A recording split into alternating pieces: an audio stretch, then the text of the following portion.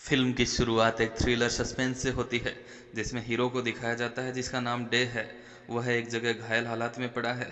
खून से लथपथ डे जब आंखें खोलता है तो देखता है हाँ एक मगरमच्छ उसका पैर अपने जबड़ों में दबोच रहा होता है। डे यह देखकर घबरा जाता है।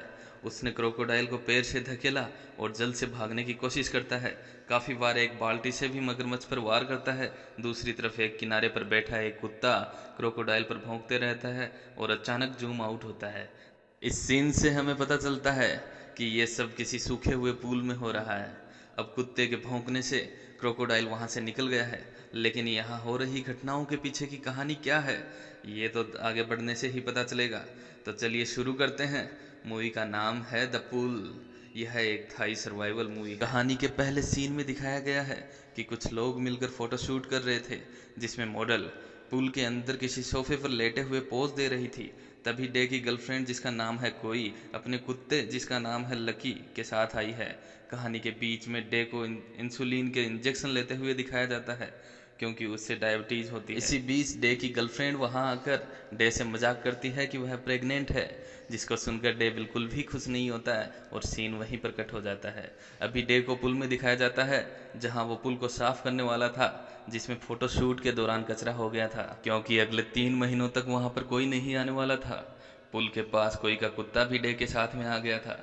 डे का दोस्त जो उस जगह का सुपरवाइजर था, वह अपना सामान पैक करके डे को गुड बाय बोलते हुए उस कुत्ते को पुल के पास में बांधकर 3 महीनों की पिकनिक पर जा रहा होता है। तभी डे उसे जाते वक्त खुद के लिए पिज्जा ऑर्डर करने को कहता है। उसका दोस्त वहां से जाते वक्त पुल के वाल को खोल जाता है और डे को बोलता है कि तुम जल्दी से बाहर आ जाना, पुल का पानी खत्म होने वाला है।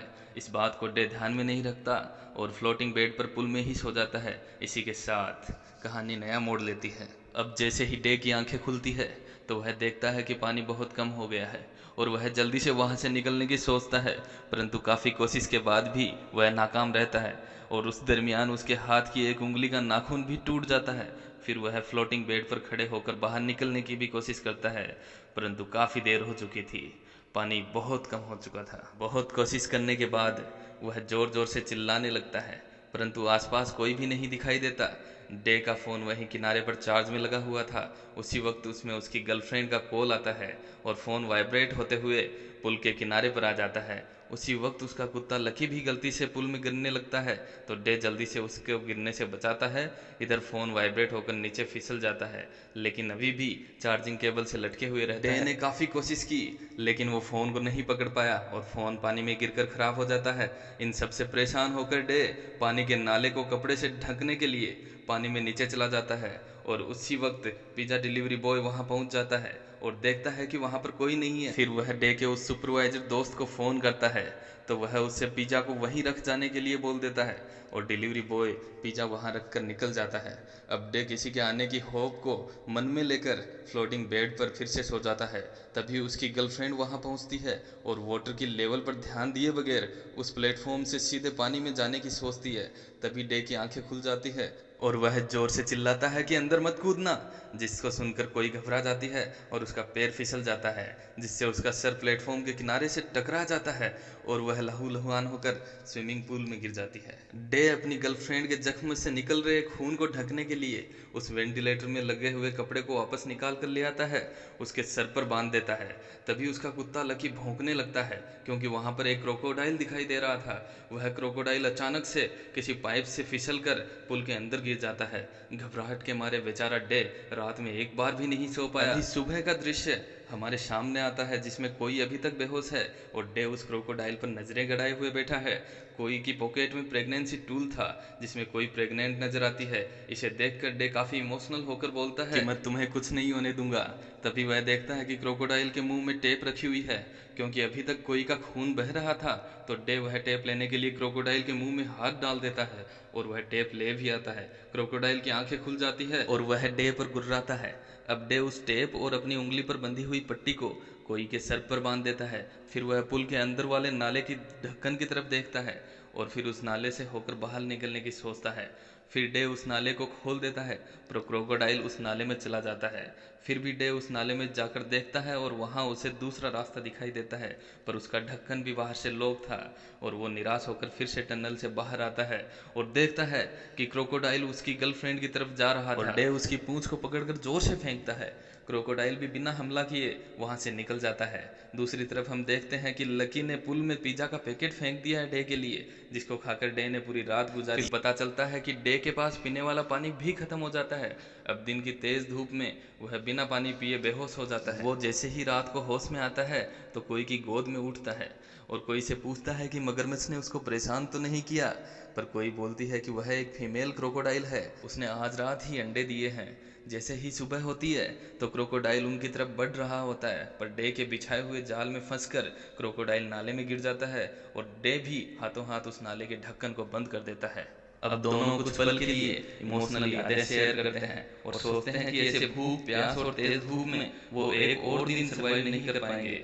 फिर से वो उस नाले से होकर बाहर निकलने की सोचते हैं और क्रोकोडाइल को बाहर निकाल देते हैं। क्रोकोडाइल ने अंडों की तरफ देखा, पर वहां पर अंडे नहीं होने के कारण वह उन दोनों को मारने के लिए दौड़ता है, परंतु डे और कोई दोनों नाले में कूदने में कामयाब हो जाते हैं। काफी दिनों से डे ने इंसुलिन नहीं लिया था, इस वजह से वह तड़पने लगता है। फिर उसे एक इंसुलिन का इंजेक्शन दिखाई देता है। डे उसको एक लकड़ी के सहारे निकालने की कोशिश करता है, परंतु इंजेक्शन नीचे गिर जाता है और फूट जाता है। तभी डे को एक इंसुलिन किट दिखाई देता है, जो उसके सुपरवाइजर दोस्त ने शुरू में ही उसके लिए रख दिया था। तभी उसको वहां से एक पैरासूट गुजरते हुए दिखाई देता है, तो वह टनल से बाहर निकलकर उनसे मदद मांगने की कोशिश करता है और देखता है कि वह तो एक बच्चों का खिलौना था।